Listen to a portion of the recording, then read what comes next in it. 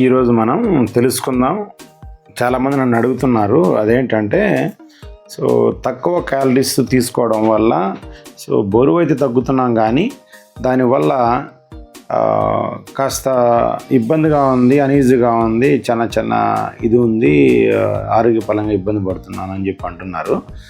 అందులో దీని గురించి ఈరోజు తెలుసుకుందాం. అదేంటంటే 1200 క్యాలరీస్ కంటే, అంటే ఒక రోజుకి మనసుకు సగటున 1200 క్యాలరీ నుంచి 1500 క్యాలరీల దాకా ఫుడ్ తీసుకోవాలి. దానికంటే తక్కువ తీసుకోవడం వల్ల మనకు అది డైట్ కాదు, చాలా ఆరోగ్యానికి చాలా ఇబ్బంది.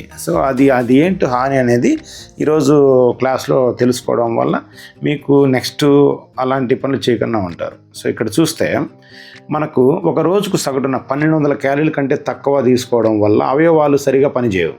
కానీ ఇక్కడ మనం గమనించాల్సింది ఏంటంటే కొవ్వును కరిగించే ప్రక్రియలో మన మధురకు, గుండెకు, కాలేయానికి ఇంధనం అవసరం.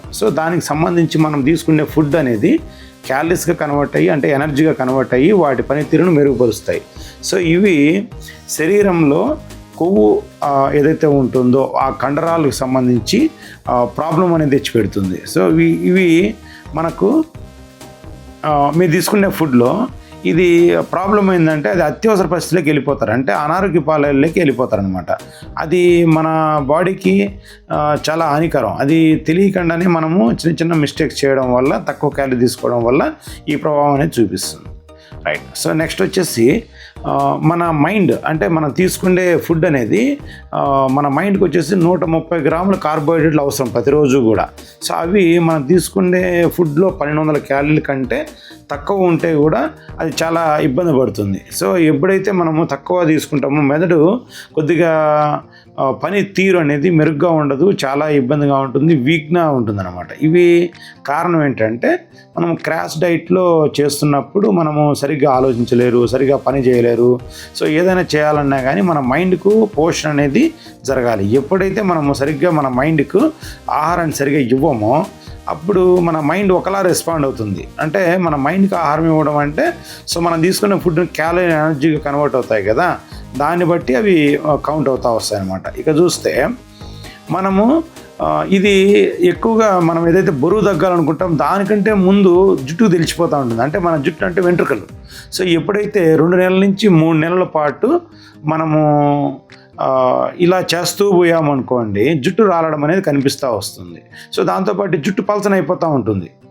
దీనికంటే ముందు ఇంకా గోర్లు విరిగిపోతుంటాయి, చర్మము సాగే గుణాన్ని కోల్పోతూ ఉంటుంది, అంటే చర్మము పలచగా పొడిపారిపోయినట్టు అయిపోతూ ఉంటుంది. ఇది కేవలం ఏంటంటే పోషక విలువల ఆహారము తక్కువైంది అని అర్థం, దీనికి సంకేతాలు అనమాట. ఇవి ప్రాబ్లంలో మన యొక్క అందానికి సంబంధించి, చర్మానికి సంబంధించి ప్రాబ్లం అవుతుంది. ఎప్పుడైతే మన శరీరంలో ఈ యొక్క ఫుడ్ అనేది ఎప్పుడైతే కరెక్ట్గా తీసుకోమో, తక్కువ క్యాలరీలు ఉండే ఫుడ్ తీసుకుంటామో, ఈ ప్రభావము చర్మం మీద కూడా ప్రాధాన్యత చూపిస్తుంది అనమాట.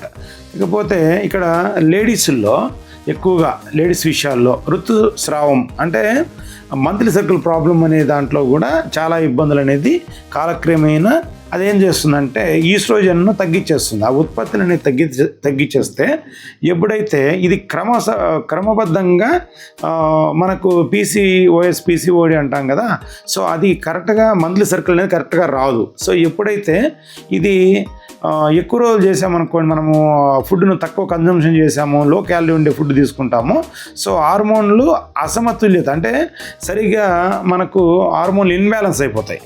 ఎప్పుడైతే ఇన్బ్యాలెన్స్ అవుతుందో ఆటోమేటిక్గా ఈ బరువు తగ్గడము ఏదైతే ఉందో అది స్లో అయిపోతుంది. ఎప్పుడైతే ఈ ఫుడ్ను ఇలా కన్జ్యూమ్ చేస్తామో ఈ ప్రభావం కూడా హార్మోన్ ఇన్బ్యాలెన్స్ చూపించి ఇలా జరుగుతుంది అనమాట. నెక్స్ట్ ఇకపోతే ఏంటంటే ఇది కొవ్వు పెరిగిపోవడం అనేది ఎక్కువైపోతూ మనము ఎలా తెలుస్తుందంటే కండరాల పైన సన్నగా మృదువుగా తయారు కావడము, అంటే మనము చూడ్డానికి బొద్దుగా తయారైపోతాము, అంటే మెత్తగా చూడడానికి కనిపిస్తాం అలా బాగున్నట్టు, కానీ కొవ్వు శాతం ఎక్కువగా ఉంటుంది. ఇది ఎక్కువగా పదే ఎక్కువ క్రాషింగ్ డైట్స్ చేయడం వల్ల ఇది ప్రభావం ఎక్కువగా చూపిస్తూ ఉంటుంది అనమాట. తర్వాత ఈ డైట్స్ ఎప్పుడైతే ఆపేస్తారో ఆ తర్వాత దీన్ని మళ్ళీ రికవరీ చేయడానికి చాలా టైం తీసుకుంటుంది. ఎప్పుడైతే మనము క్రాష్ డైట్లోకి వెళ్తామో, లో క్యాలరీ ఉండే ఫుడ్ తీసుకుంటామో ఈ ప్రభావం అనేది లేటర్ ఆన్లో చూపిస్తుంది, ఒకే తూరు చూపించదు అనమాట. అది ఇక్కడ ఇబ్బంది పెడతా వస్తుంది. సో నెక్స్ట్ చూస్తే 1200 క్యాలరీల ఫుడ్ ఏమేమి ఉండాలి అంటే, మనము ఇలాంటి ప్రాబ్లం ఎదుర్కోవాలి అంటే మన ఫుడ్లో ఎలాంటి ఫుడ్ పెట్టుకోవాలి, ఈ 1200 క్యాలరీలు సరిపోయేలా మన బాడీకి అనేసి చూస్తే ఇక్కడ 25 గ్రాముల నుంచి 30 గ్రాములు ప్రోటీన్లు, గుడ్డు, కోడిగుడ్లు, సో అంటే పప్పు లేదా పన్నీర్ లాంటివి తీసుకోవాలి. ఇవి మన మైండ్కి సంబంధించి ఒత్తిడిని తగ్గించాలి, శక్తిని ఇవ్వాలి అని చెప్పి అంటే మనకు బ్రౌన్ రైస్, ఓట్స్ మరియు రొట్టెలు ఇవన్నీ తీసుకోవాలన్నమాట. సో తర్వాత మనకు మన మంచి ఫ్యాట్ కావాలంటే నెయ్యి, సో నట్స్, అవకాడో లాంటి కొవ్వు పదార్థాలు అనేటివి తీసుకోవాలి. ఇవి ఇలా తీసుకోవడం వల్ల ఏమవుతుందంటే తెల్లవారి పూట మన జీవక్రియ అంటే మెరుగ్గా ఉండాలి, సో మన బ్రైట్గా ఆలోచన చేయాలి, హుషారుగా ఉండాలంటే లెమన్ టీ లాంటివి ఉదయమే ప్రారంభించాలి. ఇవి ఎప్పుడైతే చేస్తామో ఇవి మళ్ళీ ఆ 1200 క్యాలరీలని భర్తీ చేస్తామన్నమాట. ఓకేనా, రైట్. ఇది నచ్చిందనేసి నేను అనుకుంటున్నాను. సో ఈ యొక్క చిన్న సూచనలు, సలహాలు ఏదైతే తీసుకుంటూ వస్తారో మీ యొక్క డైట్లో వీటిని యాడ్ చేసుకుంటూ మంచి ఆహార నియమాలు పాటిస్తూ మంచి ఫలితాలు పొందాలనేది సో నేను ఏదైతే చెప్తున్నానో ఈ యొక్క వీడియో అనేది మీకు నచ్చినట్టయితే మరిన్ని వీడియోలు ఇలాంటివి మీకు క్రియేట్ చేసి పెట్టడం కోసం లైక్ చేయండి, సబ్స్క్రైబ్ చేయండి, షేర్ చేయండి. ఓకేనా, థ్యాంక్ యూ.